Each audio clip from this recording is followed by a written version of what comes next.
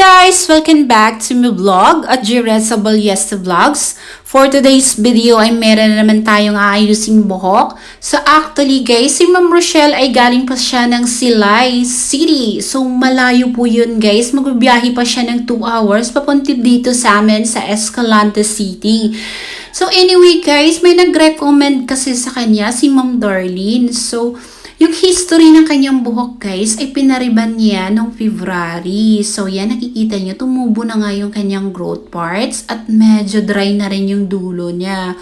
So ayan o, dry na nga at frizzy na nga. So yung gagawin natin, iririban natin siya at gusto niya rin magpa-highlights. Biruin nyo guys, bumabiyahe pa sila sa malayo guys para lang tayo dayuhin at magpaayos ng kanilang mga hair. So napaka-overwhelming po yan para sa atin. Sino ba naman ako na dadayuhin? Isang ordinaryong tao lang naman ako at nag-aayos ng mga hair nyo. So, ayan. Sabi kasi ni ma'am, dahil nga kapag maganda yung gawa mo, kahit malayo ka pa, kahit saan ka pa, pupuntahan ka nila. Si ma'am po yan nagsabi. So, totoo nga yung sinasabi kahit gaano ka pa kalayo. Kahit medyo pricey pa yung mga packages and treatments natin, pupuntahan ka pa rin ni client, guys. So, sa mga nag-uumpisa pa lang dyan na paging isang HD, ito sana maging inspiration po ako sa inyo guys. So, before that, gagamit lang tayo ng treatment na Keragloss before tayo mag-a-apply ng number 1. So, minimal lang yung application ng Keragloss. So, icon rebonding or handle product yung ginamit natin. So, binabad natin ito ng 45 minutes sa kanyang hair, guys. At please, wag po ninyong isasagad sa anet yung number 1 na rebonding cream dahil makakalbo, magkakanda putol-putol yung roots ni client. Yung roots na, yung regrowth niya, pag nalagyan nyo yan ng number 1, delikado po. Wag na po ninyong gagawin yon guys. So, after natin ibabad ng 45 minutes, binalawan na po natin, tapos pinatuyo at nagplansya na po tayo. So, gumamit lang ako dyan ng 180 to 200 degrees temperature sa pagplansya natin, guys. So, tatandaan nyo guys ha, yung number 1, ayan yung pinaka-importante sa lahat. Once na hilaw yung pagbabad nyo ng number 1, so, yung mangyayari, pag plinansya nyo na, mahihirapan kayo. Kahit anong plansya nyo pa yan, guys, kapag hilaw yung pagbabad ng gamot ng number 1, ang mangyayari ay babakcha po at hindi pa rin siya maluluto, guys. So, kailangan mag-strand testing kayo. May ways ng pag-strand testing. So, may 3 ways po yan. Yung strand testing, knot testing, at comb testing. So, yan.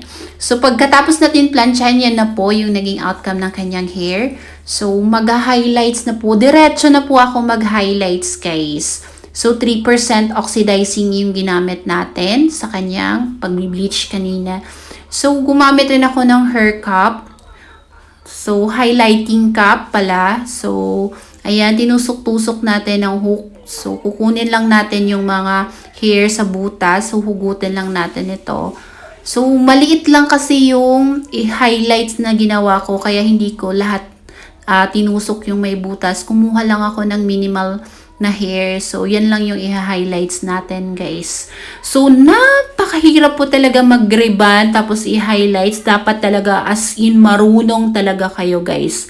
Kailangan nakapag-training kayo at malawak yung knowledge and ideas nyo dito. Dahil kapag hindi nyo ito alam, tapos susugod kayo sa ganitong trabaho, naku, wag na po ninyong gagawin dahil naku, baka makasala lang kamo sa inyong nga client or makasala kamo sa inyong nga customer. So, ingat-ingat lang kayo, guys. So, ayan na guys, nag-mix na ako ng bleaching. Nilagyan ko na rin yan ng balancer na band protector natin. Tapos, 3% pa rin yung ginamit ko, guys. Gumagamit kasi ako, guys, ng 3% sa maninipis na strands ng hair. So, why is it not 3%? Kasi mababala yung oxidant niya, guys. Or, gagamit lang tayo ng maliit na percent. Kasi yung 3% ay 20 volume lang para less damage kasi. Kasi yung hair niya ay fine hair. Kaya yan yung ginagamit ko sa mga ninipis na hair. So 10 volume lang. So na-discover ko guys, may nakita ako talaga na may dark pigment siya. So hindi niya rin alam guys na yung naggawa sa kanya ay maybe kinulayan siya ng dark. So, ayan, nahirapan akong i-lift yung bleaching sa kanya ng level 6 to 7 or 8. Dahil nga, kapag nag-dark color ka or blackening ka, hindi talaga ma-perfect yung pinaka-highest level or 7 to 8 or 9 na pigments. So, nahirapan ako doon guys. As in, yan yung pinakamahirap sa amin guys. So, ayan na nga, after natin color sa kanya, naglagay na ako ng number 2, tapos yung collagen. So, sinabay ko yung number 2 or yung neutralizer cream na number 2 tapos, nilagyan ko rin ng collagen. So, yan na nga, nakikita nyo, nag-level 6 to 7 lang yung highlights niya or level 6 na nga lang. Sinasabi ko na 6 lang talaga yung na-achieve ko guys dahil nga nag-blackening si client. So, ayan, yan na po yung kanyang result guys. So nakikita niya yung may highlights na parts. Yan lang yung na-reach natin. So hindi ko na rin siya talagang ni-reach yung pinaka-highest level. Diba fine hair siya? So ayan, yun yung pinaka-ano natin. Talagang dapat ay marunong talaga si HD sa larangan ng ganito. So, honestly, pag nung nagbo-blower ako, may nakita talaga akong parts na nag-wave pa na parts. Pero, it's okay lang. Ang importante ay na-reach natin yung kanyang gusto na makulayan yung kanyang hair, guys. Then, malaki din naman yung naging changes. So, ayan, honestly talaga, guys, sinasabi ko talaga yung totoo at hindi ako nagsisinungaling para maging perfecto. So, ayan, guys, habang ako nagbo-blower, sakit-sakit ng ngipin ko yan, guys.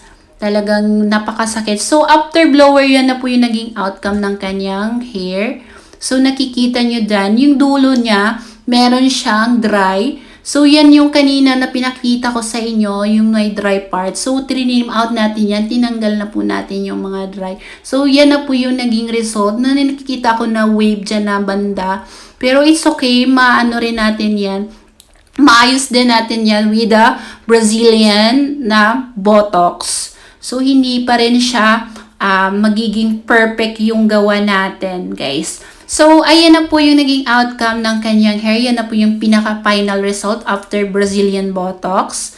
So, yan na po yung naging resulta niya. At meron ngang naging changes yung kanyang hair, guys.